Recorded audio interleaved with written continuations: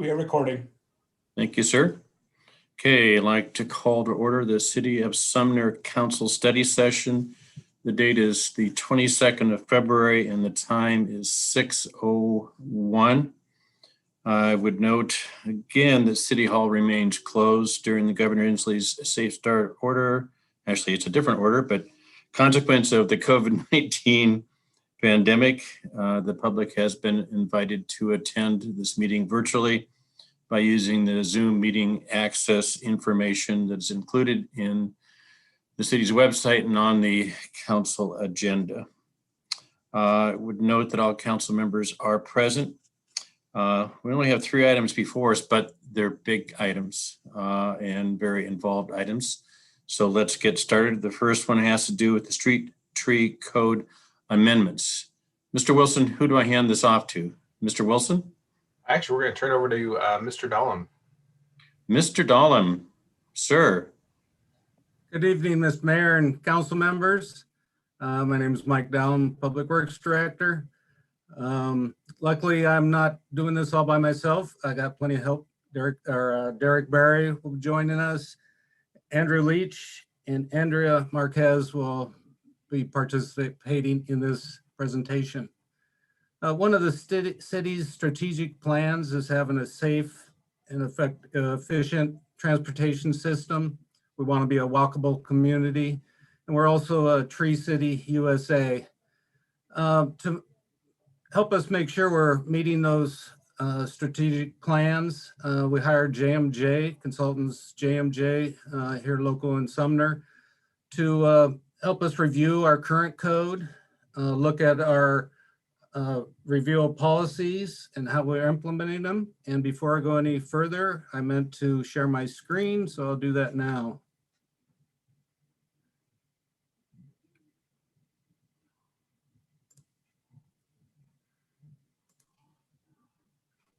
There, is that better? Looking good, Mr. Dahlem. All right. And so again, to review our code, review our policies and how we've implemented them, and proposed additional code amendments. So kind of just to definitions or get you up to speed, the area we're talking about is between the curb and gutter to the backside of the sidewalk where there's curb and gutter, or from the fog line, as we call the outside line, to the back of sidewalk. It's all part of the right of way. This is area that the property owners need to maintain and keep in good shape. Unfortunately, this picture does not have a street tree in it. So the next picture, I show a street tree again. The street trees are located in the right of way and typically between the curb and gutter and the edge of the sidewalk. So through this study on the sidewalks and street tree code review, we looked at 12 other different cities and their programs and policies. We looked at how our code was in line with the rest of them. And Sumner's code is pretty much in line with the rest of them. And implementation varies among the different cities on how they notify the property owners and what kind of enforcement they do. We also looked at the state code, and I'll let Andrea cover the state code. Sure, we just wanted to highlight really quickly that the RCWs and case law have established that abutting property owners are primarily responsible for repairing and maintaining any damage that exists within that right-of-way section. So the sidewalk, the street tree area, and their driveway approaches. It is very rare that the city is liable for the repair and maintenance of those areas unless it is solely caused by the city. And it's also very clear through state law that cities can set up a sidewalk fund and fund it in order to help repair those areas, even if the city is not strictly liable for them, but that these voluntary programs are allowable through state law. And in fact, the city currently has one.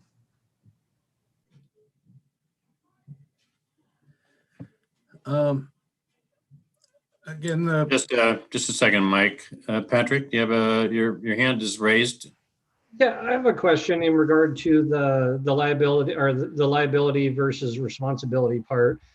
For example, if there's a break or a rise in the sidewalk, and somebody is injured as a result, does that go to, even though it's the homeowner's responsibility to maintain, does the city have a liability there as well?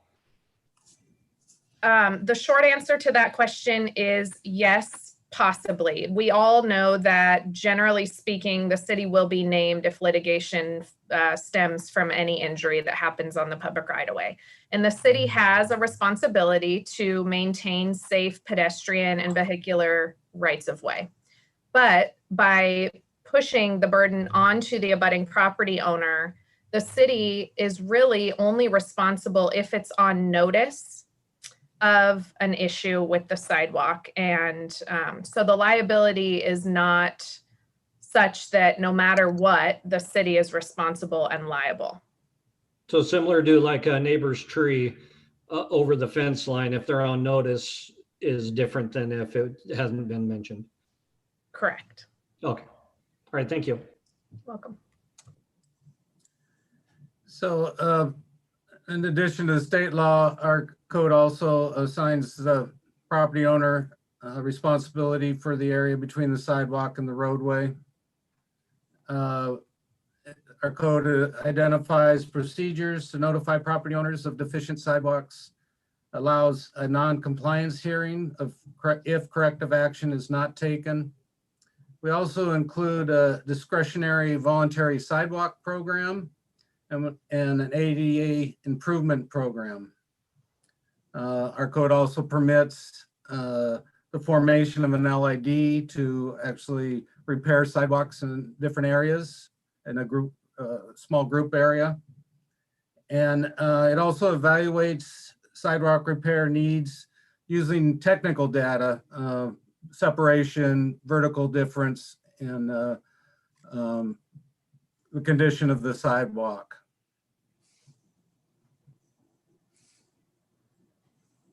Some of the facts that came apparent through this study, trees are the most common cause of sidewalk damage, whether they're street Second, trees. Mike. Hold up, sorry. I'm trying to monitor two screens and I didn't see, Charlotte has both hands up, the virtual one plus a real one. Go ahead, Charlotte. Sorry, thanks. I have a question regarding the portion of property that's between the street and the sidewalk that we require, where we still apparently like hold house owners liable for things that go on there, correct? Do we also require that they have a tree there? And do we restrict what types of trees? Yes, we require street trees in the planter strip upon development. And we do have a list of trees that are allowable to be put in there. And do we assess, like, is our list of trees that require, are those trees the types that would cause the least amount of damage to the sidewalks over time? Or like, I'm wondering about root systems and whether we are requiring trees that would cause the least amount of damage to the sidewalks. You're getting ahead of me. That's the next thing. All right, sorry. Yeah, I was gonna say, Charlotte, yeah, just hold off. I think some of the answers to your questions will be forthcoming. Great. Yeah. Thanks. So Just a second, we have another hand raised. all Kirk, right. Yeah, Mike, you said they're required on developments. You mean new developments? In new developments, yes. All right, thanks. And so I've said that the street trees are the biggest cause of damage. I think it was in 2005, we actually implemented putting root barriers in. So many of our older trees don't have the root barriers. that push the roots underneath the sidewalks and don't cause it to heave. We do maintain a street tree planting permit program. And we also maintain the right to maintain the trees or remove the trees and replace the trees. And then the new street trees require a permit. So whether it's a plat permit where whole new development's coming in, or just a single family, or if somebody just wants to plant a tree, we do have a permit program that has the allowable species, maintenance and removal. The allowable species has gone through our forestry commission to evaluate, and our arborists to evaluate which are the correct trees to put in the planter strips. Also, planter strip width requirement. It's kind of ridiculous to put a tree in a 2-foot wide planter strip. You need a 5-foot wide planter strip to have a successful tree. And then we have a standard detail that shows how the tree should be put in. It covers the root barrier, how long the root barrier goes, what side of the tree you put the root barrier, how deep you dig the hole, what type of soil you put in there. And we also have a watering mechanism so you can go out and water those when they're first getting established. So Andrew will go over the different sidewalk defects. Thank you, Mike. Good evening, Mayor and council members. So for these next few slides, I'll just be covering a list of sidewalk deficiencies that we've encountered in the city. So these are all just examples. Starting with this first one, the most common is street tree caused damage. So the example here in the photo are planted street trees where the roots have grown underneath the sidewalk, cause the sidewalk to heave and break, and creates tripping hazards. We have these in a lot of areas that were developed before our new standard details that require root barrier. So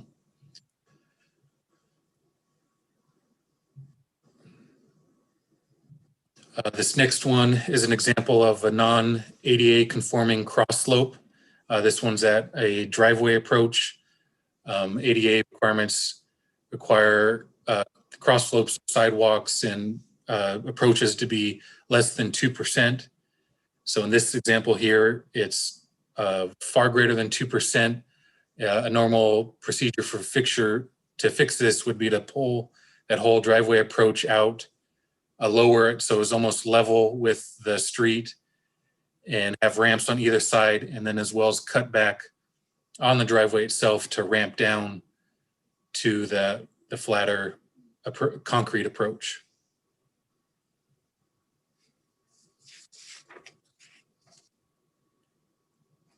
This next example is just an old deteriorated sidewalk. We have a few areas in town where the sidewalks are installed a long time ago before our current requirements. Some of these sidewalks were only 2 inches thick, installed right on top of the dirt instead of a gravel base. And over time, these sidewalks, like in this example, just deteriorate to basically rubble.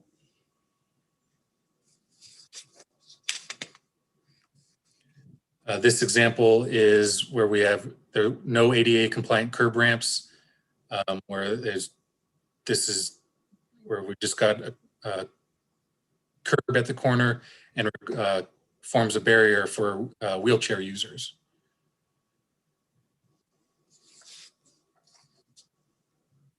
And this is this example is where the sidewalk doesn't meet the required ADA width.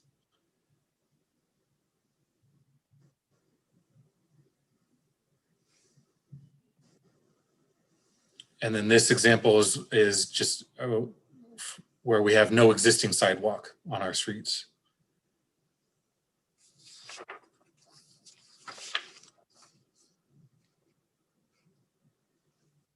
This Next defect is an example of damage caused by a privately owned tree, different than a street tree. It's a tree that lands on private property. So with these deficiencies, we have a few procedures in place for repairs that our some of which our shop crews perform. The first of which are temporary repairs with their limited time with everything else our shops guys have to deal with. There's a few different types of temporary repairs they'll perform when we get a complaint on broken sidewalk or a call on a trip or fall from a pedestrian. So some of these repairs include, like on the left picture here, an asphalt ramp that's been placed to cover the lip of a raised sidewalk. One of the bare minimum temporary repairs we'll do is painting the trip hazard, kind of such as in the previous slide from the private street tree where we just painted that red. And then another option is signage alerting pedestrians of the damage up ahead, or like in the picture on the right here, we installed candlesticks to keep pedestrians out of the damaged area.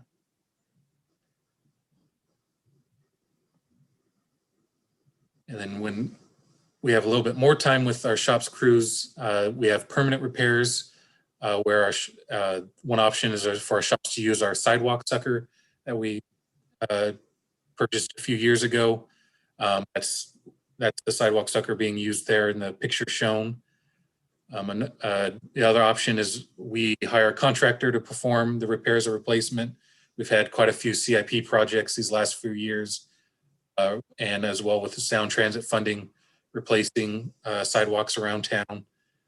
And then the other option is the property owner hires their own contractor to replace their sidewalks, and that's done through the permitting process.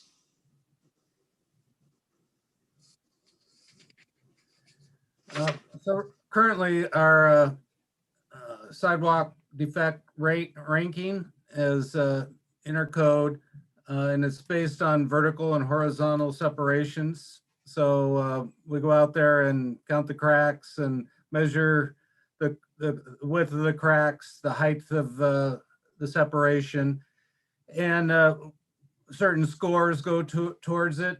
And if it's over 50, then there's some maintenance that needs to be done or spot repairs that need to be done. And if it's over 75, then the whole sidewalk needs to be replaced. Other municipalities, and what we want to look into is looking at other criteria when we rank these. So social equity, where they're located in the city, needed connections that are lacking, or if there's some ADA non-conformance.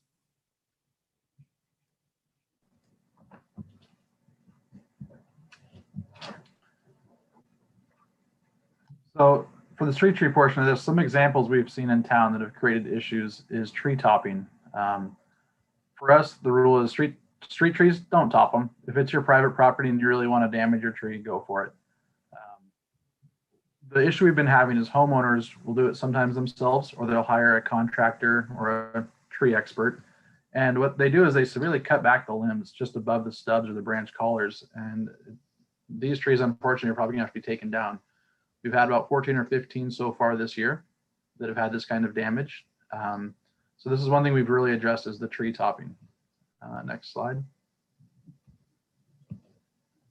So the city does have maintenance crews. They are on a 4-year cycle going through the street trees for doing regular maintenance as well as major care. So we have staff that's experts in this. They go through training. We have the proper equipment. So this is a great example of what our crews are doing here on Alder, right in front of Nicholson's, making sure the canopy is appropriately trimmed. Next slide. As Mike mentioned earlier, the root barriers were a standard detail in 2005. Here's an example of one here on Traffic Avenue. You can see the little black plastic. up against the backside of the curb. And I believe this is while they were doing it. I'm sorry, it's against the sidewalk. I believe they're doing the curb next where the root barrier goes. So these are 24 inches deep for our standard details. It's something that is going to stay in the code. And then next slide.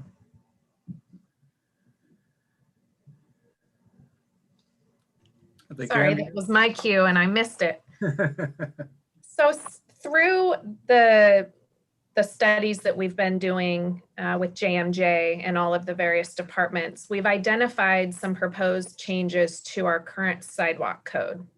The first one is that the city really reflected on the genesis of street trees. And as Charla pointed out earlier, they are required by the city through development. And so it felt equitable and fair for the city to really take on the responsibility for correcting damage that is caused by those trees, and only the damage that is caused by those trees. So I want to be clear that the city's not taking on all sidewalk damage, but just the damage that's caused by the roots of street trees that were required by development standards. Unless, and there's a caveat in the proposed code, unless the property owner, the abutting property owner, took some action or inaction that caused the damage.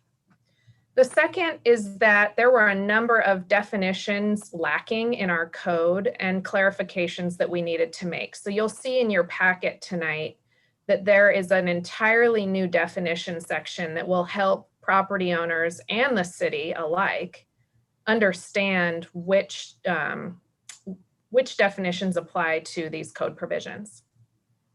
The third is that we created a new notification process in the code that requires abutting property owners or passersby to notify the city of sections of the sidewalk that are damaged, whether it's damaged by street trees or not. We want to know about it and have people tell us so that interim measures can be taken.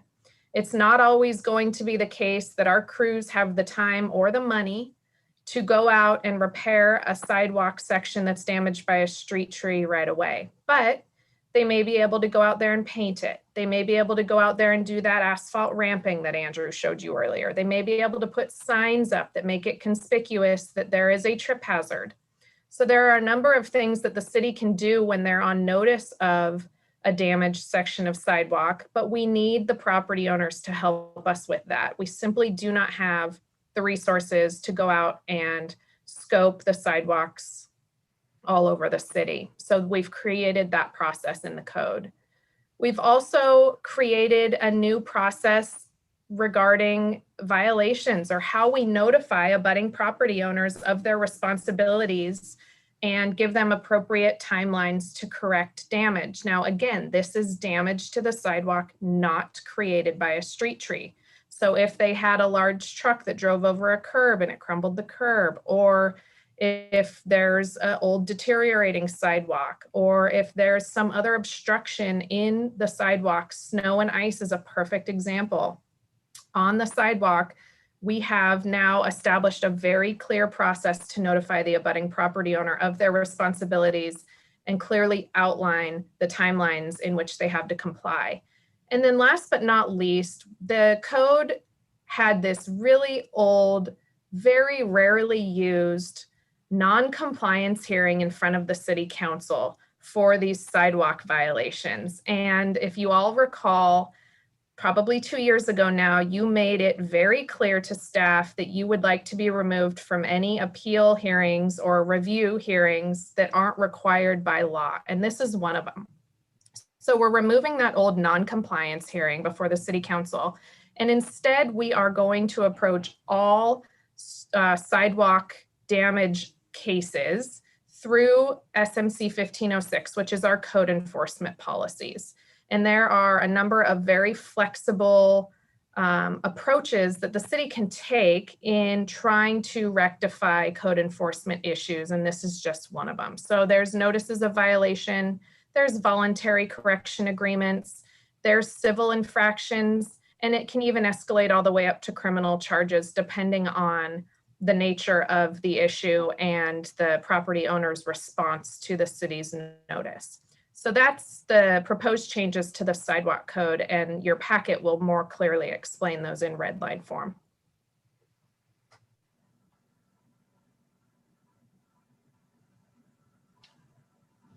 So as Andrew was saying, the city is to take responsibility for street tree caused sidewalk damage. The city does perform regular trimming and pruning of all the trees. The street trees that are in our database, it's called ArborPro. The trees are maintained and pruned on a 4-year cycle. We do have in ArborPro the capability of doing work orders, so we can track all of the stuff that's done to the individual trees. Property owners are still responsible for watering, leaf debris pickup, similar to the sidewalk code that Andrew was talking about, and minor care. And what that's considered routine care, which is pruning limbs that is no bigger than 1 inch in diameter. Above that, it's considered major tree care. And if property owners would like to do that, they need to hire a licensed arborist with proper insurance. This is to help us maintain our tree canopies and healthy trees.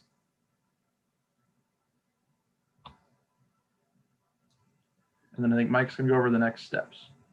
So the next steps, first of all, one that's not on here, the next council meeting. Mike, just hold on. I think Barb is waving her hand at me. I think it is. Go ahead.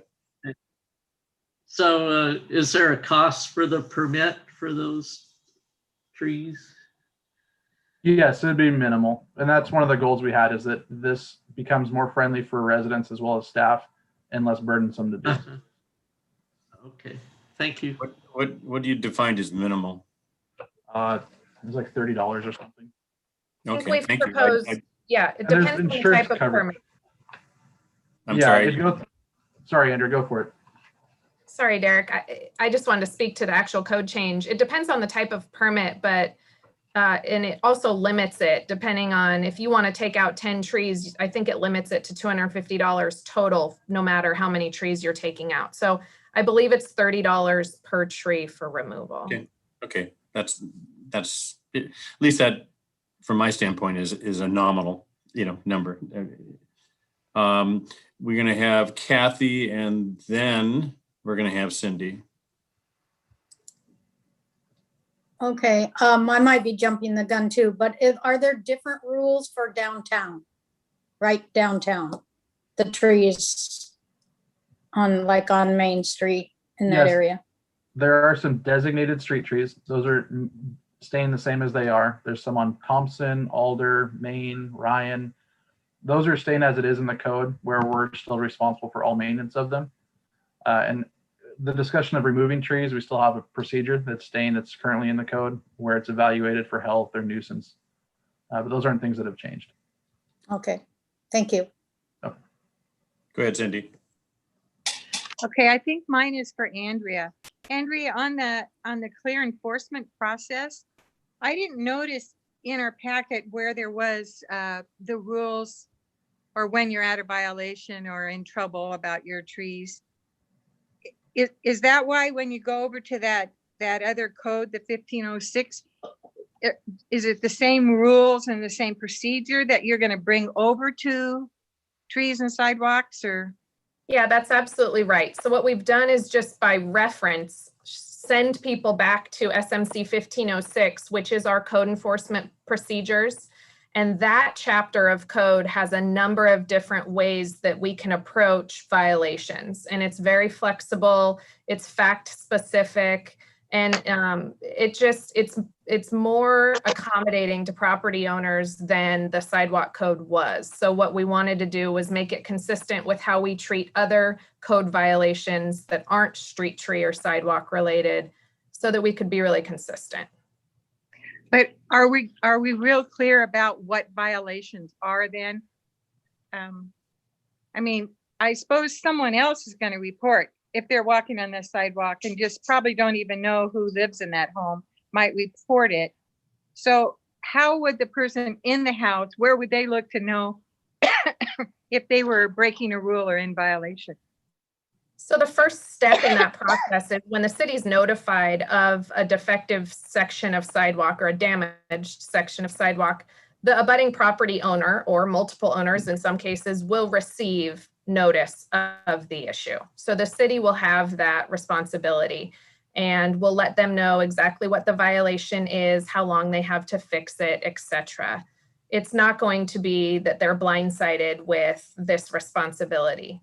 I hope that helps. There's a notification to the property owner and then several different ways to approach enforcement of the violation. Thank you.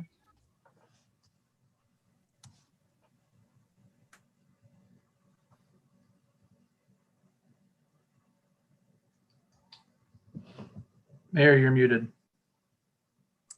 Dang it. Glad somebody got me on that one. Next steps. Next steps. What I don't have on here is the next step for our code revisions. They'll be coming to council next Monday for adoption. We're also completing the sound transit access area sidewalk improvements. This is a grant-funded program through Sound Transit. That area is in the blue right there on the map. And you can see these little dots are areas that have been damaged by street trees. So we'll be able to fix those in that area with that program. Also be coming to council, we'd like to reallocate this biennium's voluntary sidewalk funds and the ADA funds to repair street tree damage to the sidewalk outside of the Sound Transit area. So we'll be coming to you, so you can see outside of the Sound Transit area, there's quite a few areas that have the damage that we'd like to take that money and make sure it's more equitable within the city, that just not people in the Sound Transit area that are going to get their sidewalks fixed, but also people outside of the Sound Transit area are going to get their sidewalks fixed. We're with JMJ, we'll be starting a inventory of street tree damage and private property owner damage. Mike, I hate to interrupt you before you get to down the road. Patrick, you have your hand raised. Yes, thank you, Mayor. Mike, on the reallocation of the street or the voluntary sidewalk repair, does that interfere with people that anybody that's already signed up for it, non-tree related, or people that are looking to do that over this next year? Would that put them on the back burner? Actually, right now, we never did a call for folks that wanted to enter the voluntary sidewalk program. So we don't have anybody on the list right now. Okay, because I know there was a lot of interest in that program when it got kind of put on hold due to cost. Yeah, there's a fair amount of interest, and kind of part of the problem we had was that a lot of people in the Sound Transit area wanted to volunteer or wanted to join that program. And so they won't have to join the program. They'll be lucky enough to get their sidewalks fixed without having to join the program. But that's not fair to the other people that are outside that program. So we wanted to take that voluntary sidewalk money and work on the other damage, and then reassess, and then take a good hard look at our voluntary sidewalk program and make sure that it's equitable for everybody in the city. And maybe instead of the 50-50 split, a sliding scale for it. Okay, that makes sense, and I think you explained it too. I was misunderstanding on the reallocation to other areas that was going to be still a 50-50 split on the tree repair, but it sounds like you're implying that we would be trying to cover that cost to balance it out with the transit area. Yeah, I didn't make that clear. Thanks for clarifying that. No, that's great. Okay, thank you. So we need to do an inventory, and then we need to put the costs to those inventories to see how big a program we have, and so that we can make sure we can fund it in the future. We will Mike, just a evaluate second. our- I hate to interrupt you again, but we have another hand raised. Charlotte? All right, thank you. So, Mike, you started to touch on one of my budget questions, but I wonder, how does the inventory occur? Like, what's the process for doing an inventory? Well, we'll get all the council members to go out and look at all the street. Okay, I know you say that in jest, but when I was in DC, I did actually do that on weekend volunteer. They have Casey Tree. There was an organization that does it, and it all goes into a database. But There's your volunteer, Mike. Go ahead. Yeah. There's one. actually, I'm wondering if you have a program or something, like, anyway, how it happens. For the street trees, especially, we're having interns. We're hiring interns this summer, and we'll have them go out and look at all the street tree damage. We'll look through Pat's records and the private property owner damage to come up with those. Thank you. Let's see, where was I? Creative Hey, Mike, ranking? I'm sorry to interrupt, but I think it'd be good for council to understand the map that's on the screen right now is what we already know about. So we have, it's not like we haven't been tracking this for quite a long time. This is just, we're now starting to use our data and get it onto a map so we can really visualize this and quantify how much damage is out there, what the root cause of that damage is, so we can budget for it appropriately. So go ahead, Mike, sorry. That's all right. And then again, look at our evaluation system. Again, it's just right, the physical condition of the sidewalks. We want to look at equity for everybody to make sure that it's not just the physical part of the sidewalk, but where it's located and if it's connections or that type of thing.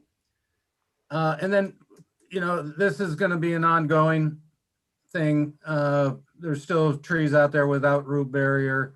So we're going to have to evaluate it and create a yearly program, just like we do with road maintenance and striping and what have you, and crack seal, to stay up on top of it. And so it's not everywhere in the city.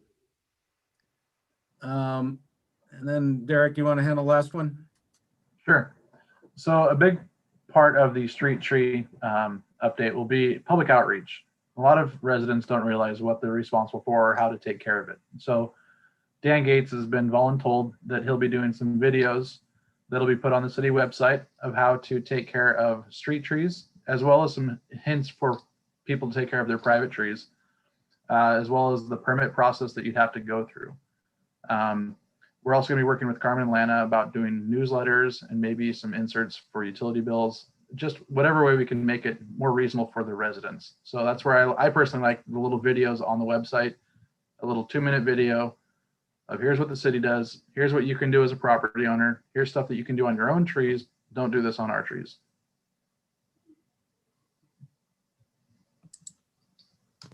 Okay. Questions? Other questions? I want to point out that's a private tree, not a public tree that's doing the damage. That is on the property side of the walk, correct? That's correct. Okay, don't tell me you all have asked all your questions so far. You don't have any more. Go ahead, Cindy. I don't have a question, but I just want to say that I'm impressed with how thorough this is. We've had street trees and on our, been pushed forward on our agenda for a very, very long time. And I think you finally came to a happy medium on whose responsibility is for different things. And as long as we do a good job of public outreach, I think it'll be a fabulous program. So thank you for all your work. Thanks, Cindy. Go ahead, Josh. Yeah, I guess with the city being responsible for street tree damage and sidewalks, I mean, in the case that a developer comes in and puts street trees in, but does not do the proper mitigation or doesn't use the root barrier, who would be responsible then? Is there some culpability there? Well, when the developer comes in, they have a permit and we have inspections. And we've worked on our inspection procedure. Typically, public works inspectors are out there looking at them, make sure the root barrier, make sure they're planning things correctly. Sometimes they don't communicate well with our inspectors, so we make them dig them up and show that they're there. We also have incorporated inspection by our Parks Department, our arborist. So he'll come out there and also verify that they're put in correctly. So once we buy it off, we own it. Thank you. Thanks, Josh. Okay, any other questions?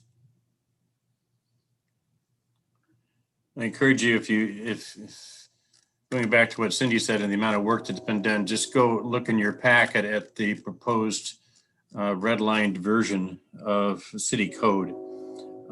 It is extensive. And they did put a heck of a lot of time into this issue. It's been an issue that's been around for years and years and years. And I appreciate staff trying to get your arms around the thing and, you know, getting an approach which moves the city forward, is equitable, is responsible, and is doable. It'll take some time, but it's a great approach. Okay, so I take it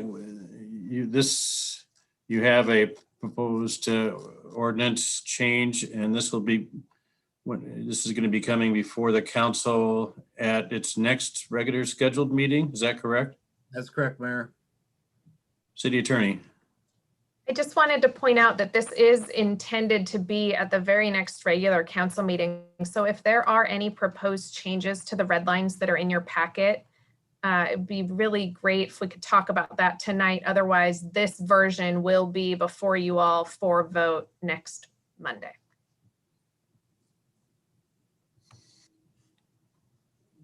So it's speak now or forever hold your peace. We're not going to do changes from the dais, okay?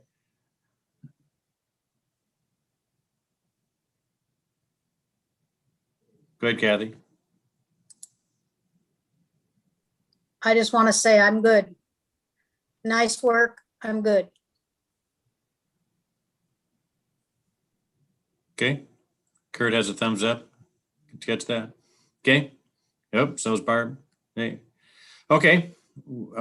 Thank you very much. One down.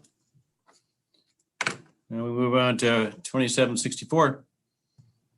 Sidewalk code amendments. Who's up on this one?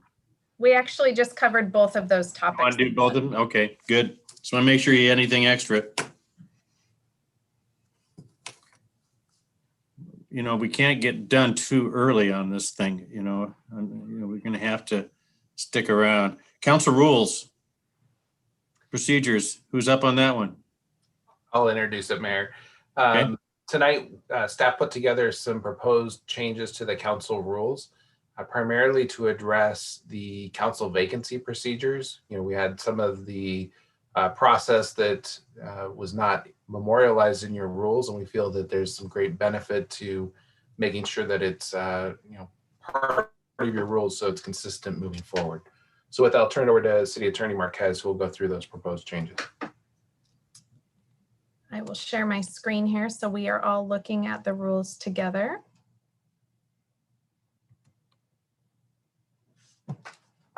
So there are three primary suggested changes before you tonight. The first is in section 19. Our code your rules spoke very, very briefly about the process to appoint a deputy mayor.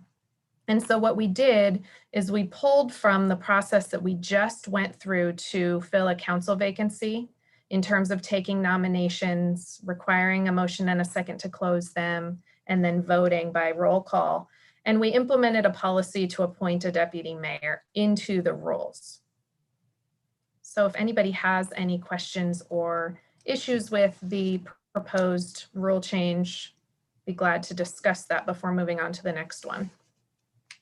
Any questions, concerns by council members of following the procedure we do for filling council vacancies? Okay, it doesn't look like. Pretty straightforward, but it formalizes instead of just, okay, what are we going to do? Right. That's right.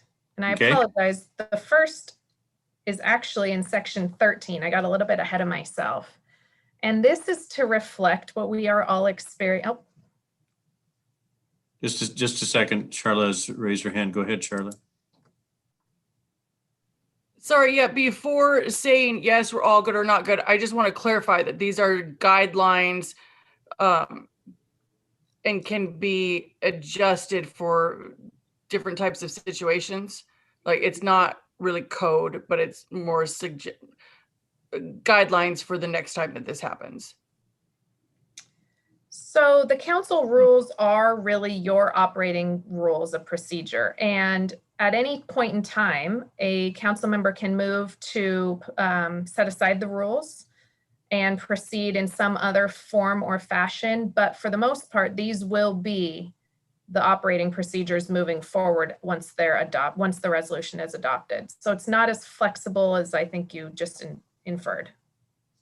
Okay, not as flexible, but if a situation allows a suggestion, like if the rest of the council agreed, a change to adjust, like to adapt to a certain situation could happen. Right. That would be correct. Okay, great. Thank you. This is how, you know, if I were chairing the meeting, I would be following the council rules in terms of process. At any point is if there's a situation that thinks needs to be changed and the council is a consensus of making that change, then, you know, so be it. We can do that. That's right. That's perfect. Okay. So, go ahead. Oh, just a second. Cindy has her hand raised. And this is for Andrea. Andrea, you said you just went out of order, didn't you? yeah, I apologize. I started with Okay. Rule 19 and I meant to start with 13. Okay, because I just didn't want to be agreeing to the first one when really we talked about the second one. So No, we're you're going to talk absolutely right. Okay. So I'll bounce back to the first significant red line change you see in your packet, and that's to Rule 13. And this is to allow virtual attendance to council meetings by any council member. And that's really because the world has changed a lot since COVID. Many of us have discovered that virtual attendance works just fine. Some people love it, some people hate it, but we wanted to establish a rule that would allow it moving forward. And I think that it creates some flexibility for council member attendance where you don't have to be physically in Sumner in order to attend a council meeting. And you also would have the choice about whether to come in person or not. So once we get out of our present guidelines that we have via the governor, and we get back to where we could have a council meeting in the newly done council chambers, this would allow a council member to attend that meeting virtually, correct? Correct. Okay. And we could put a picture of them up and on their seat or on the front of them, just like they do in the stadiums now. But anyway, I will have a cardboard cutout of you on the dais. There we go. There we go. Now we're talking. What we plan to do moving forward, and I think Jason's probably going to speak to this, is to allow the public to attend all council meetings virtually. And so in doing so, the screens that are going to be in the council chamber will also show anyone who's attending virtually. And so that's really to accommodate this new Zoom world. Well, and it's greater accessibility to council meetings. You don't have to be there. If you're out on vacation somewhere, even, you can still attend a council meeting just by dialing in. Okay, Patrick. This is one that I've kind of stewed over a little bit. I do like the idea, and I understand why. I'm just extremely cautious or concerned that it could normalize I don't want to say normalize, I discourage or encourage people not to attend in person. I think there's a certain amount of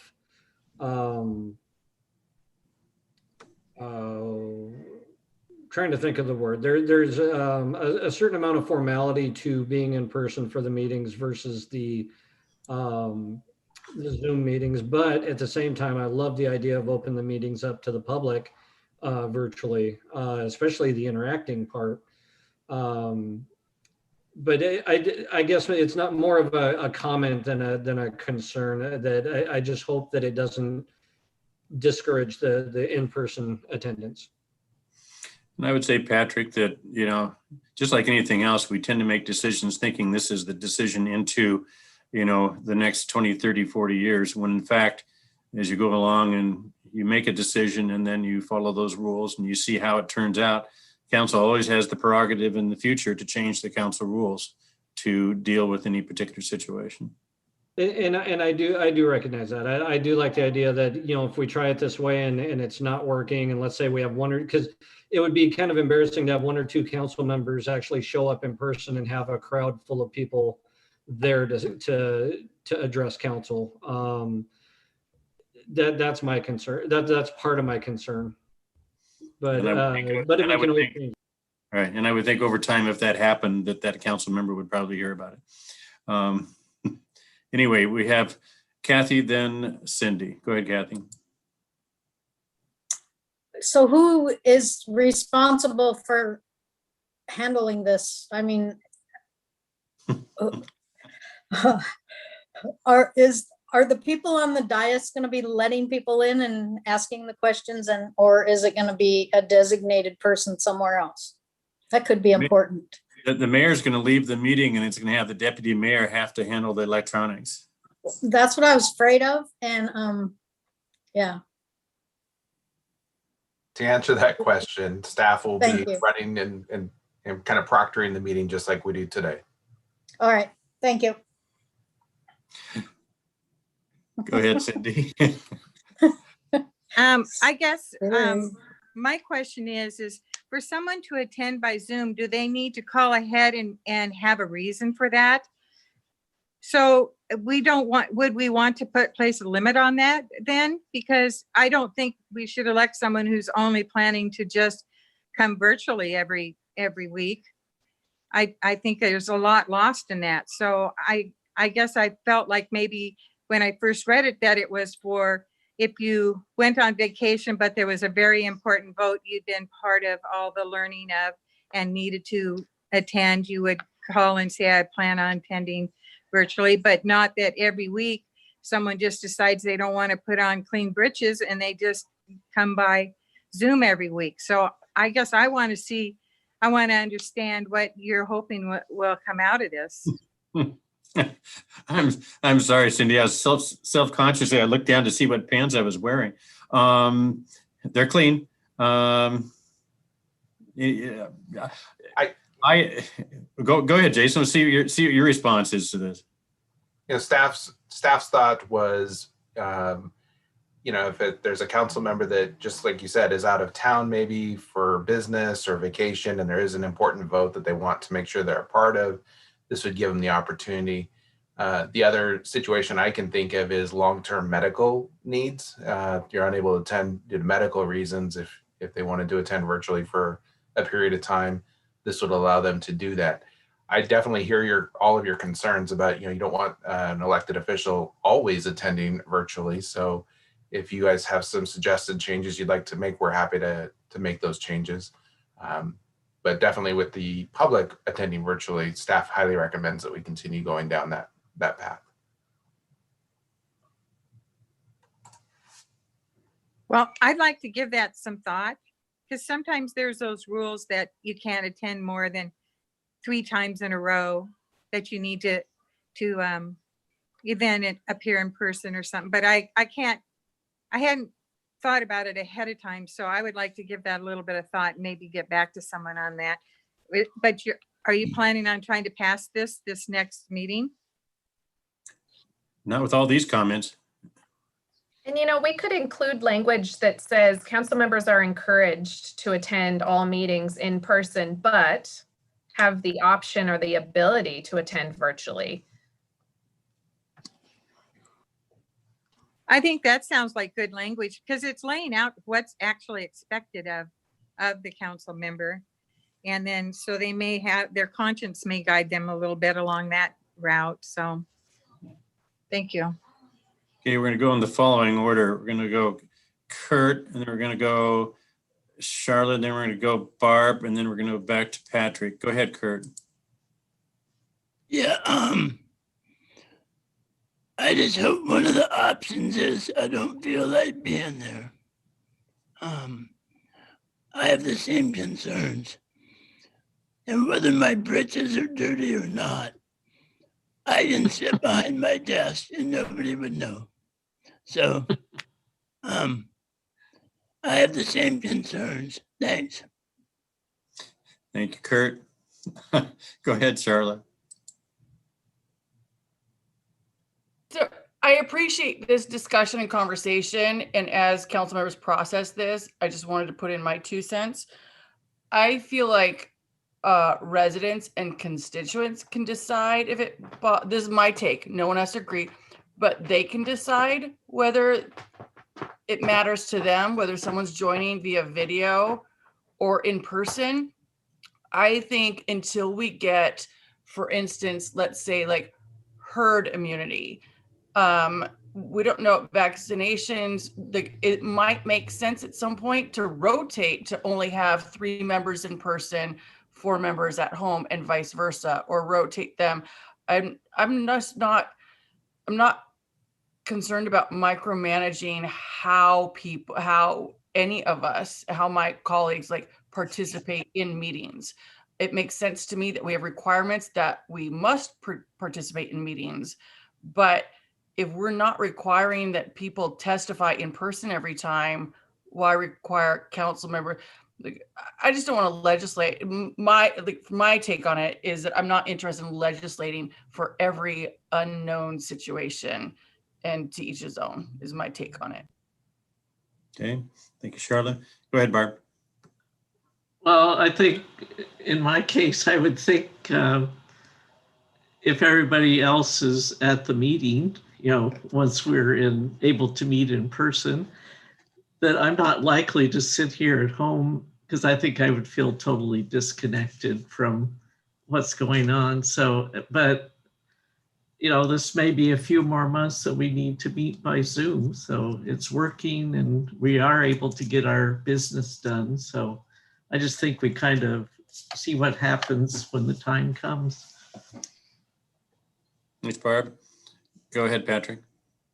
Yeah, and I think my questions are kind of answered, but I totally understand, especially during COVID. This is like a granted. It's kind of an automatic. I'm thinking post-COVID, when things start opening up. I do like the idea of maybe adding some language that it encourages strongly without requiring in person. I think that would help me be a little more comfortable with it as well. I just, again, if we've got a bunch of people showing up in person to speak to their electeds, I would hate that if there were only 2 or 3 that were actually in person. But again, it's new, so I guess we can try and see how it goes. Thanks, Patrick. Go ahead, Kurt. You're muted, Kurt.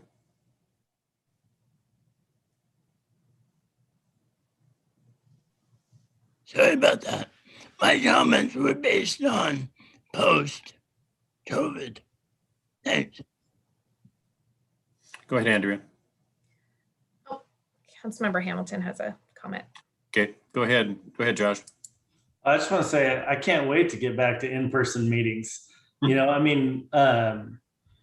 think most of the people on the council, for sure all the people on the council, it sounds like want to be there in person, but I do like the idea and the flexibility of being able to be on Zoom if, you know, I have to travel for work sometimes, but I plan it around so I'm not leaving on a Monday so that I could be there, be home, or be at work for the meeting. But occasionally something gets planned for me that I don't get to choose. And so it is nice to have that flexibility to be able to take this in a hotel room if you've worked all week reviewing the material and you want to, you know, have your voice heard. Yeah, at least you'd be able to, instead of having to be excused from attending the meeting, at least you'd be able to attend and participate in those circumstances that where you don't have control over it, like you said. Okay, other comments? Go ahead, Andrea. I just wanted to respond briefly to some of the comments I've been hearing tonight. I wanted to clarify that this is intended to be post-COVID. Right now, we're operating under a mandatory virtual requirement through the state, but when the governor's order is lifted, this rule would set in. I also wanted to clarify that this is not just for council meetings, but also committee meetings and any other obligation of council members. And so it does provide a little bit more flexibility for the other meetings that you all are required to attend. So I don't know if that helps or not, but the last thing that I've heard is a number of objections to this proposed rule change. And again, these are the council's rules. These are not staff's rules. We've only merely laid out suggested changes. So if there is not a majority of the council members that like this rule and would like to see it move forward, then it certainly does not have to. Yeah, and what I've heard listening in is, and thanks, Andrea, for saying that this is post-COVID, when we get back to, quote, normal, whatever that is that the council is more comfortable with people being there in attendance, you know, if possible. And I've heard encouraged by a number of people, encouraged to attend. And that would be the preferred method of attendance. You know, and so if there's some way, wordsmithing wise, where, you know, that could be included in the language, it sounds like more of the council members would be comfortable with that. Personally, I like attending in person. I'm really tired of all this. That's why I come down to City Hall, even just to get away from being at home, you know, for these meetings. And I would love to be, you know, in person. But I also think that this whole virtual approach to doing business has given us a tool to be a little more flexible, and to where council members, whether it's at a council meeting or committee meetings, whatever, where under certain circumstances that are beyond your control, where you're able to attend, you know, a council meeting and be engaged. And I think that's a really good thing, as opposed to, you know, not attending. So to me, it's the same way that we've talked about City Hall, where we're going to forever change the way we're doing business. We're going to have some people working at home, and it works. We've proven it's worked. So anyway, those are my thoughts. If there could be some language to encourage council attendance, and maybe that would help a majority of you say that, yeah, this is fine, you know, to move forward with it. And again, keep in mind, after we get back to being normal and we operate under these rules for a certain period of time, you always have, again, the ability to change the council rules, you know, to be stronger and say, no, we don't want to have virtual attendance if that was the case. So try to keep it as something that we can learn from, change, and then maybe change again in the future. So would it be council would look to, oh, go ahead, Kurt. I agree with you, Mayor. But I think we should have, like stadiums, cardboard cutouts of ourselves to put in our chairs. But other than that, it's all right. Well, maybe if we included some language, we could get out to the council just with the encouraging, you know, part of it and stuff, to say that is the preferred method, you know, of conducting business, and see if that works, and maybe we can get that language out to the council, see if there's any reactions to the council. And if there isn't, then we can bring it forward. It may not be at the next meeting, but maybe at the following one. I think we have some time before we get back to normal. But I appreciate you guys, addressing this part of it, because we are in different times, and I think we'll be in different times in the future, and this addresses one of them. Is any more in the council rules, Andrea, besides those two? There Okay. is. There's a final Go ahead. big change, and that is that we would like to codify in your council rules the process to fill a council vacancy. And I think Councilmember Hamilton is chuckling because now he knows that the policy was not in your rules, but it was rather based on prior council vacancies. So what you see in the proposed rules is not exactly mirroring the process you all just went through. Staff have identified a few additional areas of improvement, and we've made some suggestions. So they are as follows. Andrea, real quick, can you move your screen down to section 24? Of course. Yeah. Thanks for reminding me that that's my screen being shared so that I have to move it.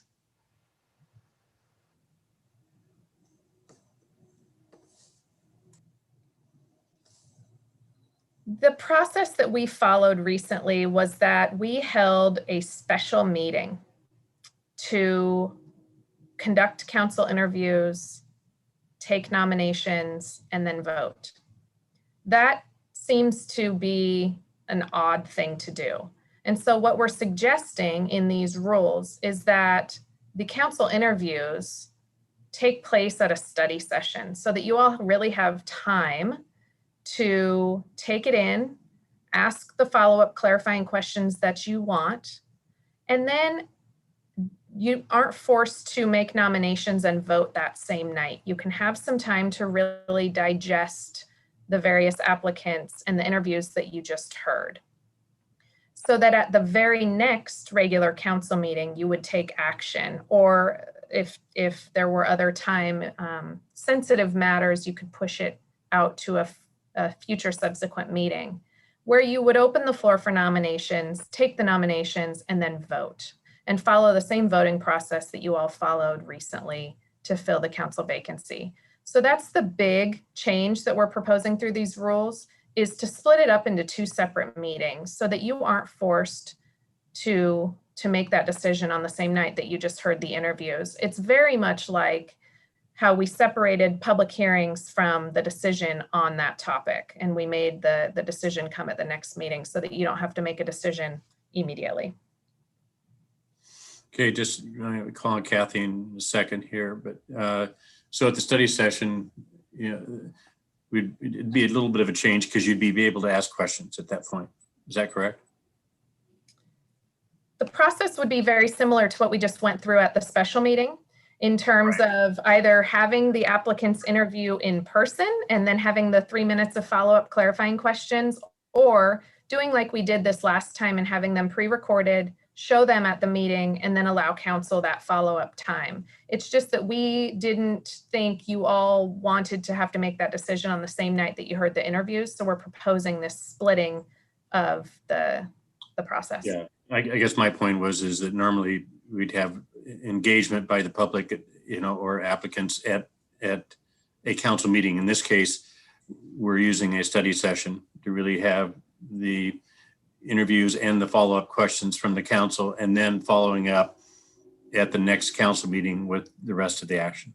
Exactly. Sorry, I misunderstood your question. That's exactly right. No, you probably didn't misunderstand. I don't know how clear I was. So, okay, thank you. Go ahead, Kathy.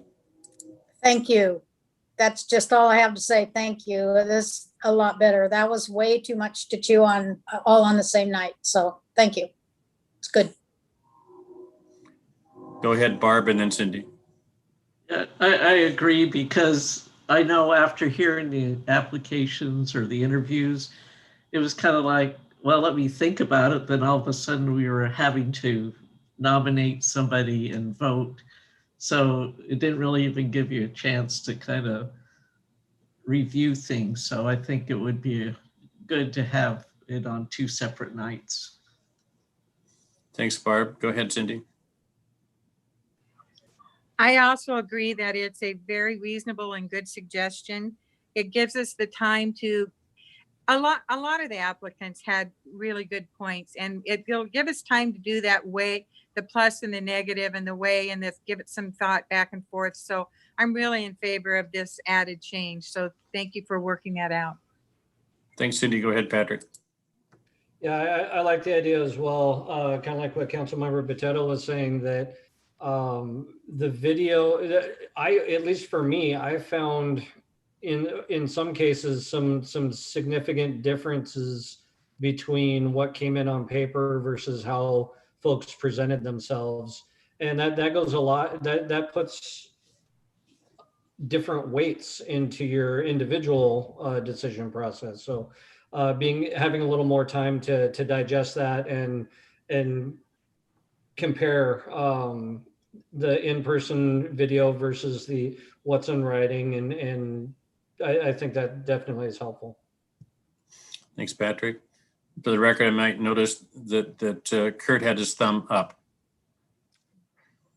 Oh, 2 thumbs up this time. Okay. Any other council members, comments or questions? Charlotte. Is it on this particular section or the rules part overall? Like, are we at the end? Oh, I was relating to this particular item right here for right now. I'm waiting. I have some questions when we get to the end. Okay. And Josh, don't take any of this personally. Go ahead, Josh. I was gonna say I like the way it was, but I'm kidding. I'm kidding. I'm kidding. I think it's a good idea to have it in a separate meeting as well. Thanks, Josh. Okay. Any other comments or observations? Okay. Anything else in the code? And I'm trying to figure out, read Charlotte's mind here, which is impossible. It's whether it's on this or some other issue.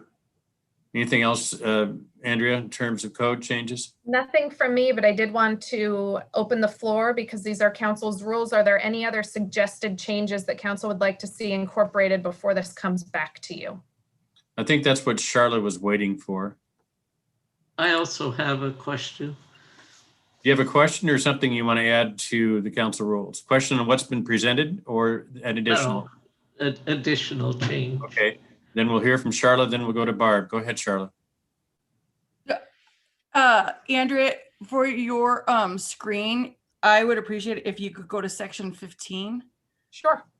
This is something that staff hasn't touched on, but as I've experienced this past year has made me think through some of these items. And I'm trying to read. I am fully in support of, I think, 15.2. God, I'm starting to need bifocals. Yes, definitely in support of 15.2. And I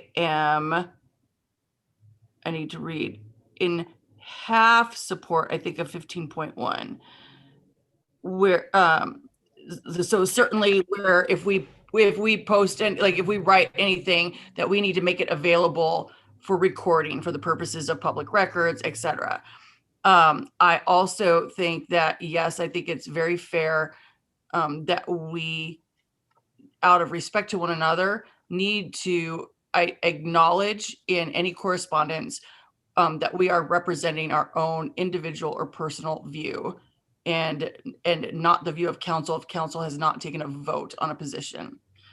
But I would like to, I think, eliminate altogether 15.3 and maybe amend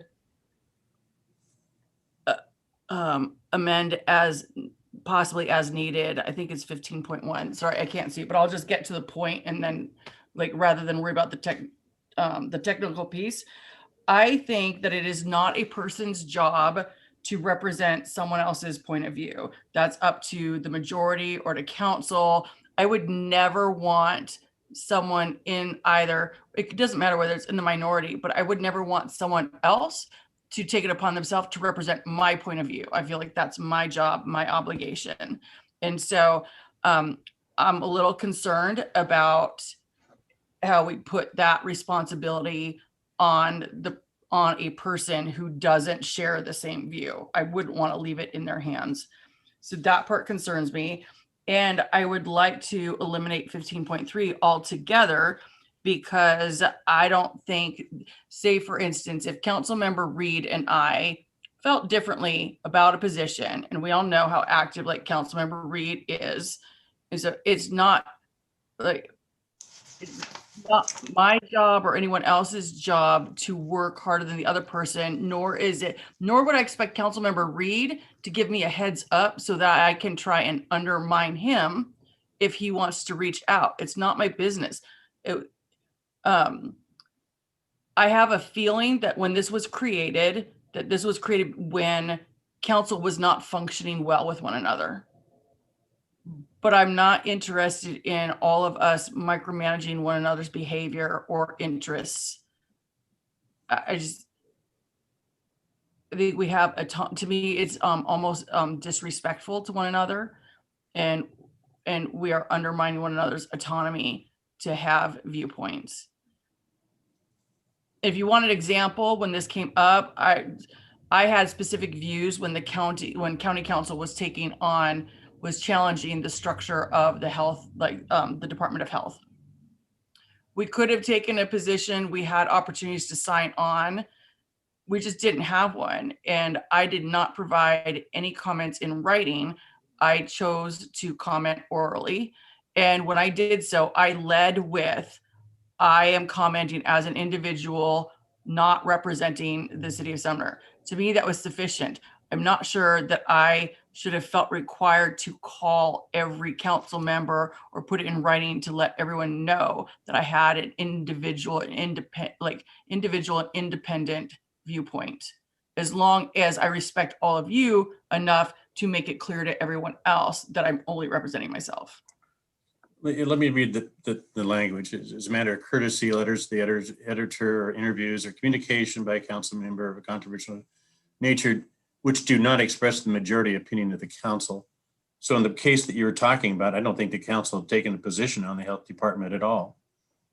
And so I'm trying to get context to this, and I don't, in terms of what the intent was for 15.3, I don't have a clue. I don't know if there's staff, Andrea or Jason, whether there's any clarity you have on that in terms of what the intent was, so we can put it in context. May I quickly say, if that's the case, then I would suggest changing it a viewpoint like in conflict with the council view. In this case, there wasn't one represented, and to me, this language is not clear. Like if it's in like of a controversial nature, that could be anything. Whereas, but if we could be specific, in conflict with majority viewpoint, then I would be okay with it. Andrea, before you go to you, Patrick, I'm trying to get some clarity. Sure. So on 15.3, the intention here was really before any one individual council member goes on TV and does a news interview, and they are going to be speaking in conflict with the majority opinion of council or without any knowledge of the majority opinion of council, they must state that they speak for themselves, just like you've mentioned, Councilmember Newman, just like you did during your public comment. 15.2, I think is if I'm understanding your concern correctly, is the portion of this rule that you have the biggest problem with, is 15.2, which is getting concurrence from your fellow council members before you go speak on behalf of either yourself or the council. Is that right? I'm not following what the suggested rule change is, because I'm not sure eliminating 15.3 gets to the heart of your concern. Right. So to make this easier, can we start at 15.3? Because 15.3, which do not represent the majority opinion of council, but this does not make it clear whether this is necessary if no opinion of council has been offered. I think that's where I'm lacking clarity. Well, I think, yeah, we can clarify that. I think it's safe to say that if the council hasn't spoken on an issue, then this section would be implicated every time a single council member goes out and speaks to the media, because there is no majority position taken. So it will always be not expressing the majority opinion. But I do think you're right. We could clarify that language a bit, make it. Because it was suggested to me when I had an opinion about the Department of Health situation that it might be on me to first like give a heads up, like before I even knew what I was going to say, that I would let others know that I was doing that. So there was like just, I think, mixed interpretations of what that meant, even though it was an issue where our city council did not have a position, they did not take a position whatsoever. So is it on any potential controversial issue, or is it on one where we have taken a vote? Yeah, let's clarify that language, and I'll take a stab at some of that. The intention is that anytime the council has not taken a vote on an issue and therefore expressed a majority opinion, before anything goes in writing or before a council member goes to conduct an interview, they must present this to their fellow council members. That was the intention. So I'll take a stab at tweaking that, and I'll work with you on it. Okay, we can work on it, because I think I had questions even about how you restate it, but we'll work on it. And then I was doing the same thing, Charlotte. Yeah. Okay, it's not my imagination that the first part of the statement seemed a little bit different than the second. Okay. Anyway, as long as we can work on it, I don't need to belabor the point. And then we can go to Councilmember Reed, and then if you're okay with it, then I'll come back to 15.2. Well, we got more than Councilmember Reed. We'll start with Councilmember Reed, then whomever. Potato. So I'm actually leaning more toward Charlotte's initial comment about 15.3, either completely eliminating or just take it back down to something simple, like as a matter of courtesy, that it will be shared. But to be honest with you, I haven't practiced this, and in the event I'm in opposition to what council or the city is doing, I'm not going to seek approval before going and saying something to the media or whoever else. Obviously, as a professional, I'm going to try to be as courteous as I can. I do feel like I've been that, but I'm not going to seek approval before doing so. So I believe I had a similar concern when this came up once before, but if I'm in opposition to what council is doing, I'm probably gonna publicly say so, and I'm not gonna seek opinion. So I don't know how how 15.3 would translate. So 15.3 requires only a heads up, that it be presented to council before it's stated or published, not that you get buy-off from anybody or approval. So again, and even then, I don't know that I'm willing to do that. Patrick, that's to give me an opportunity to undermine you before you get a chance to say it. Exactly, and when I go after you for that, I'm no. Okay. That is a good example of that for me, Andrew. From a parliamentary perspective, the goal of this rule is that you all act as one governing body. You do not act as individuals. And so if you ever are going to go act as an individual with your own opinion, that you let your body know in advance. That's really the goal of this. Now, if it needs to be rewritten and restated, that's fine, and we can do that. But it's a very important rule to keep in mind. Yeah, and as courtesy, yes, I mean, that would be my intent. But I haven't had a knockdown, drag out type scenario where I'm going to be like at total odds with another council member. But should that happen, I'm not going to be restrained from saying so publicly about another council member or city's position. Again, I haven't done that and I would do it professionally, but I'm not going to seek pre-notice or any type of approval or editing if I choose not to. We're going to go to Barb, and So I'm going to talk about a different section. okay, then I don't know if you're finished with this one. No, we're not finished with that one yet. So I still see some hands up. And before I go back to Charlotte, Cindy, are you speaking to this section? Yes, I am. So Andrea, is this rule taking away the right to, if you were somewhere and you wanted to, and someone asked you a question in, say, a newspaper or something like that, can you just speak to the point that you're saying your own personal opinion and not giving, not representing, not giving the city view or the view of the rest of the council? Can't you just state that on your own without having to let people know ahead of time that you know, because you never are really supposed to talk for everyone. I mean, you want us to be a united body, but we also have all these different opinions. So Sure. I'll take your response to that. Yeah, of course. 15.1 is exactly to the heart of your question. 15.1 would allow you to say from the beginning, I'm not speaking for the council as a whole, this is my opinion, and then answer the question and conduct the interview. 15.3 has to do with written material. So this is something that's going to be published. The courtesy is to present it to your fellow council members in advance of it being published. I appreciate that. Thank you. Okay, before I go back to Charlotte, any other hands raised? And Barb, we're going to hold off on yours because it has to do with something else. Charlotte. So I'm going to go in reverse order. Speaking to 15.3 in terms of written material, it says or other communication, which opens it so it's not clear at all that this is limited to written material. Which is why I think it came up when even I was considering testifying personally. Like other communication, I think then needs more clarification. I think to several of us it is not clear that that is limited to written communication.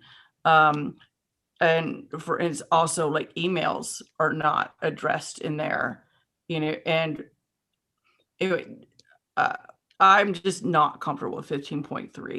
Totally And understood. We will work on that language. The publication is where I'm getting the intent behind the written material. And then 15.1 would be implicated in any electronic communication like email or even oral. So. okay, and for clarification, because I think I misspoke, I am actually if I understand what 15.2 means, I'm okay with it. I never want to try and represent another council member's position. And if I would have the gall to try and do so, yes, I think it's fair that they have a chance to make sure that I'm accurately doing so. So I'm fine with 15.2. And then 15.1, part of me wants to break it into two sections, but I don't know how much anyone else cares. I might be nitpicking on this, and I you know, I'm fine if that's what everyone determines. But I don't know if it's an overreach. Again, to the point of it, it's like, I am okay. We need to, yes, identify that we're only representing ourselves. You know, like, I don't want any of us to take advantage of a title behind our name. But at the same time,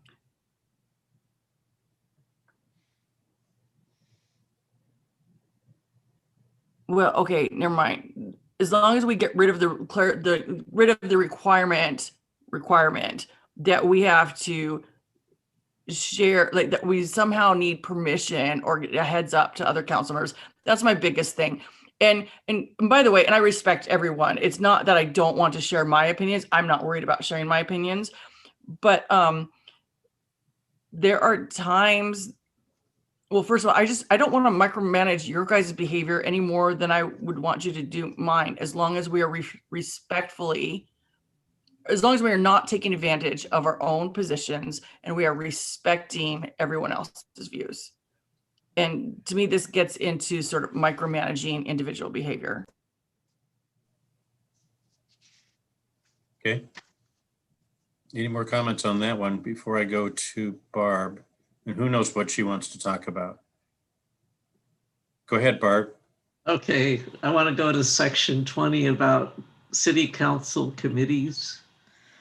So those are the normal ones, but I have questions about the LTAC committee and also the fire commissioner's representative, because both of them have somebody from the council on them. And so are they part of this city council committees? Or are they separate entities or a separate? What the hell's going on with the two of them, right? Yeah. And, okay. Jason. I'll take that one, Mayor. So let's start with the East Pierce Fire Commissioner ex officio member. That was something that was created in 2009 as part of our interlocal when we merged into the district. We've been in discussions with East Pierce for a number of months now on revising that interlocal agreement. And they have actually asked that we remove that. And I apologize, Deputy Mayor Hayden, I haven't had this conversation with you yet, so I'm having that now. Does that require like advanced notification, or let's go back to applies to 15.3. Yeah. So staff will be recommending in the new interlocal that ex officio member is no longer a regional appointee. But for history, I can tell you that we have appointed that every 2 years based on my recollection. Lodging tax is a little different. I'll be honest, we have not been as good about when we reappoint that council committee chair.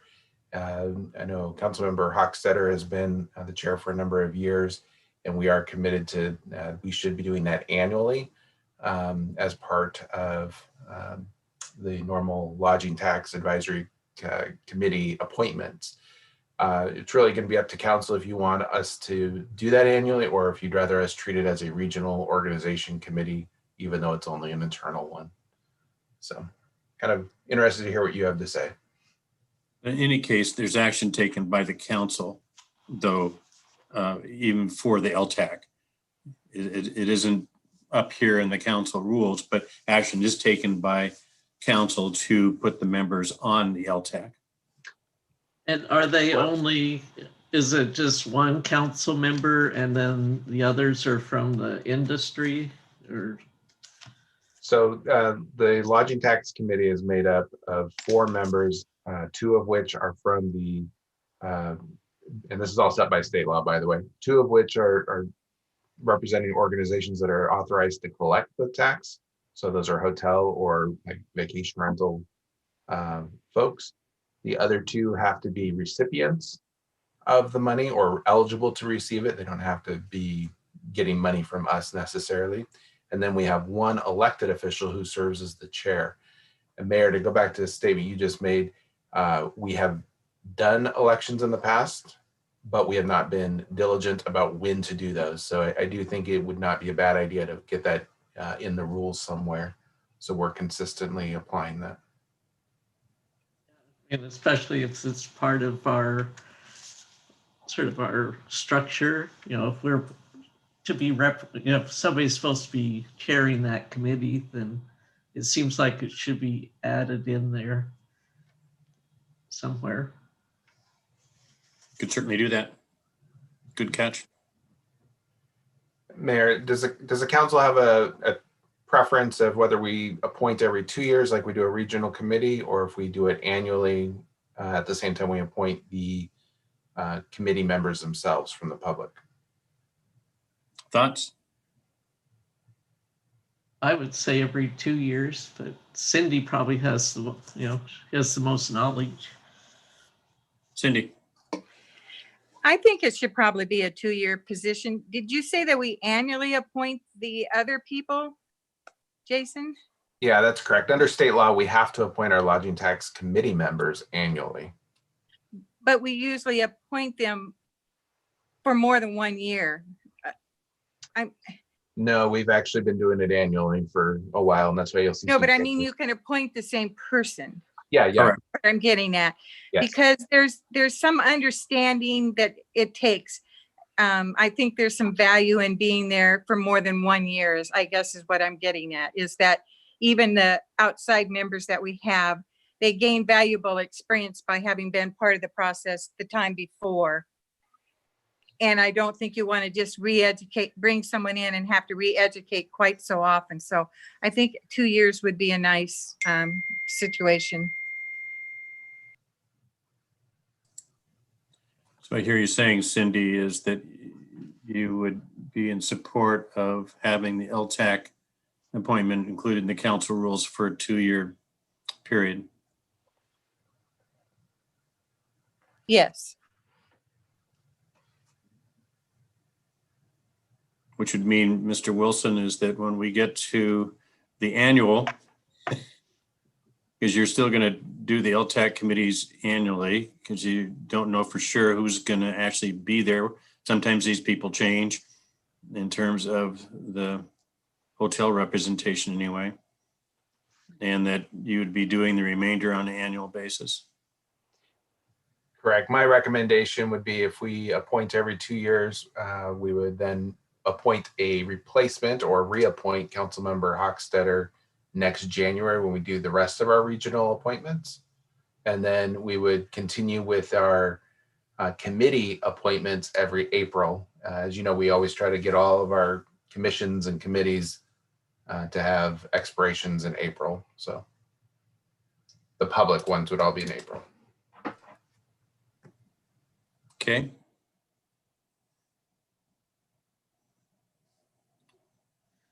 Barb, anything else?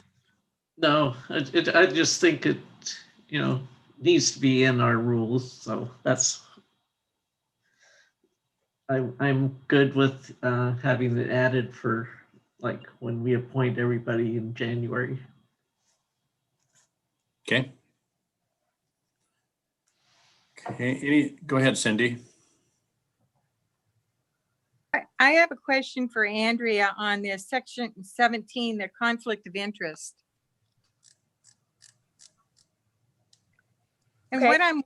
what I'm wondering there is, there's a lot of different language there, but what I'm wondering if it is addressing is if you've been previously employed by someone, and that if you have, that you would reveal that or excuse yourself because of that type of reason. So yes, it does address that if a previous employer, See, I don't see the word employer. I see received compensation, gift, or reward, or gratuity. None of that is actually, because if you're employed, there's a sense of loyalty more than just receiving a gift, I think. But so, okay. So where do you see it as addressed? well, it doesn't actually say an employment relationship. It calls it a conflict of interest, ironically. So if you have a previous or current contract that creates a conflict of interest, there are a number of different ways to address that. Some of them automatically disqualify a council member from participating in the vote, requiring recusal. Other conflicts of interest can be overcome if they were pre-established employment relationships where that employee is on salary and they have no control over the contract that they're voting on, then they're allowed to vote on it. Conflicts of interest are not black and white. They are extremely fact specific, and each one needs to be evaluated as they come, which is why the rules are not extremely strict. They are broad enough where they encapsulate a number of different scenarios. So So Okay. does the responsibility lie on the council member themselves? It depends on the scenario. I'm really sorry that I can't give you a blanket answer to that question. If there is a pre-existing conflict of interest that would require the council member to recuse themselves, yes, the obligation is on that council member to reveal that and then recuse themselves. If there is a conflict of interest that arises after somebody is on the council, we take that as it comes and we evaluate it again on its facts. But I apologize that I can't give you a blanket answer to that question. So what you would advise would be that they would come and seek your advice. Absolutely. So Exactly. if they had any kind of question about whether this could be considered, maybe they didn't consider the conflict, but the public might consider it a conflict, they need to come and run it by you. And then you would arrive at something that both of you were comfortable with handling the vote or whatever. So. Yeah, I think that's right. And even when there's not a legal conflict of interest, sometimes it's still good for the public to have this out in the open. The best example I can remember recently is Councilmember Brown was making a decision about vacating some right-of-way behind his home. He wasn't benefiting from that decision, but he still, at the beginning of the meeting, revealed that he was a homeowner along that strip and that he wanted the public to know that. And so, you know, again, we'll take it on its facts, but sometimes it's really nice to just be very transparent up front, even if a legal conflict of interest doesn't actually exist. Okay, thank you. Go ahead, Charlotte. Well, I thought I might be able to clarify or address one of Councilmember Hochstadter's concerns, where she had asked about employment and versus the compensation. And Councilmember Hochstadter, I think one of the upsides to having compensation is that while some people think about traditional employment, compensation then a better address, obviously compensation already includes employment situations, but then also better addresses circumstances and situations for people like myself, where technically I am self-employed with my own business, but I might have a client or whatever. And so like being employed would be too limiting. I think too limiting, and we need like the compensation to cover a variety of payment situations. And then the other, and I do have one question, and I'm sorry, it's because I need bifocals and can't see the language clearly.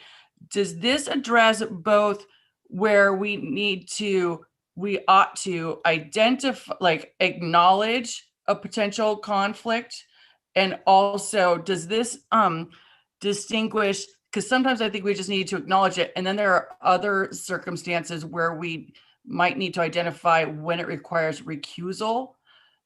Right now, I personally, I think I might opt to recuse myself even more liberally than what would be required.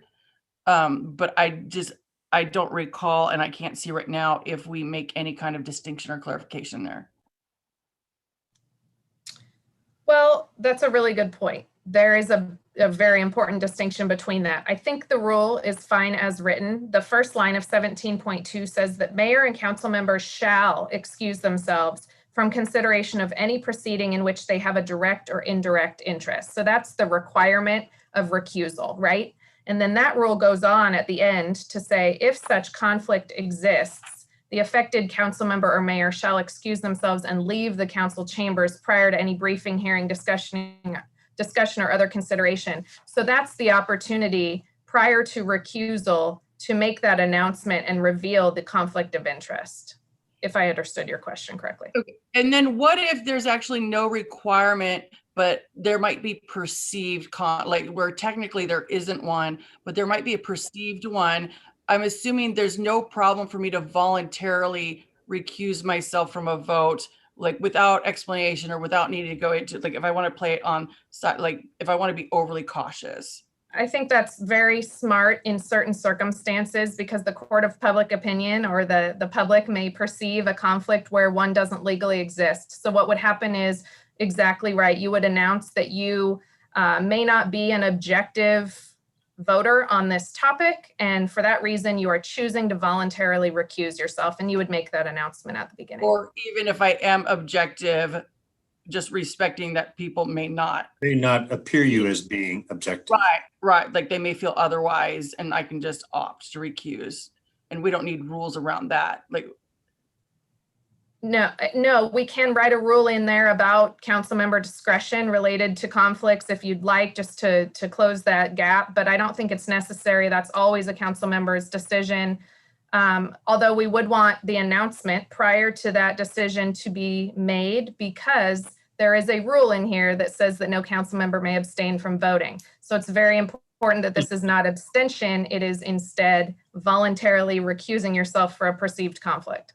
okay, thank you. Because I'm not interested in micromanaging other people's behavior, but can you do me a favor and address that the distinction a little bit further between abstaining and recusing? Sure. So abstaining means that if you didn't have a conflict of interest perceived or otherwise, and Michelle called your name and you said, I refuse to vote, yay or nay. That's abstaining from vote. That's the equivalent of putting your foot down. And that is not allowed by the council rules. But if there is a perceived conflict, and by recusing yourself, there's still a quorum of the council and a majority that's able to vote on the issue, it's perfectly acceptable to excuse yourself from that vote. You aren't refusing to vote, you're just recusing yourself because of a perceived conflict. So what is the process for recusing? Are we required to give it, like, to go into explanation at a time, or is it sufficient to say we recuse and people trust that there's a reason? The rules don't require a formal announcement about why. The rules just require the recusal if there's a direct or indirect conflict. So I wouldn't, if you came to me and said, listen, I think there's a perceived conflict of interest here, I'd like to recuse myself. I think it'd be fine to say just that you wouldn't have to go into the details of it all. Thanks. I wasn't looking for changes to language. I was just looking for clarification to make sure we understand. Thank you. I didn't know whether you're looking for another pair of bifocals. Lots, I think. Okay. Okay, any other sections? I'm not going to ask this one twice. Okay. Go ahead, Andrea. I apologize, Mayor. I want to make sure, though, that the suggested changes we make following this meeting are actually in line with what you're all asking. So is there a suggested revision to Rule 17 that you expect to be made and brought back? No. Can we talk a little bit more about 15, or would you all prefer that we take a stab at it and bring something back to you for consideration? I don't want to talk about it anymore tonight. That was my own opinion. The rest of you could, if you really want to. I would suggest that you work on some language based upon the wealth of comments that you've received, and then we get back to the council with that language. Okay, you've got it. Okay, I didn't hear any major objections or hands up or anything on that one, so good. Okay. Well, we just spent more time on council rules and stuff that we did on all the sidewalks issues and everything else, just because we can all relate to that stuff a lot more, and it's important. So thank you for bringing it to us, staff. I appreciate it with those changes, and we'll keep on fine tuning this thing to address the issues as they come up. So thank you. Okay, Mr. Wilson, and I know Jason was, he was driving back today from the Oregon coast in the beautiful weather that we are experiencing. If he was preparing his comments before he left, then he was breaking my instructions that I gave him that he wasn't supposed to work on his vacation. But maybe he prepared some by the time he got back afterwards. Did you? Actually, I didn't. So you're off the hook. Well, hallelujah. Good. Okay. Agenda setting. Any scheduled conflicts in terms of council meetings coming up or committee meetings? Wow. Okay. There is no executive session tonight, right? Okay. Okay, everyone, be safe. The weather's getting better. Rain showers on and off through the rest of the week. So, yes. I wanted to call you out really quick for the PCRC General Assembly on Thursday, and the mayor put out a very fabulous diss to one of our neighboring cities, and I loved it. It was great. Okay, I'll attempt to recreate it. As they go through the roll call of the cities, you're supposed to come up with something witty and clever, regarding your city, or a tagline or whatever. And I didn't know about this until about, I don't know what, thank God Patrick let me know until about an hour before the meeting. So I said, small town Sumner, beautiful place with an incredible staff that takes on rebuilding of state interchanges so that our neighboring jurisdictions can have access to both work and play. You're welcome, Puyallup. Anyway, something along that line. Now, and I know that most of the people on the call didn't get it, but Deputy Mayor, Palace Deputy Mayor was on the call. So right then it just made it worthwhile, along with some of his staff. So anyway, glad I could provide you a little bit of entertainment, Patrick. Is the best I could come up with in the short time, but it was perfectly delivered. Yeah, but it was also apropos. Sorry, but we won't get into that because Andrew's going to look at me and say, "There's nothing down here right now that says you should be talking about what I think you're going to get into." So I won't, because she's right. So with that, everyone be safe. Take care. This meeting is adjourned at 7:53. Take care, everyone.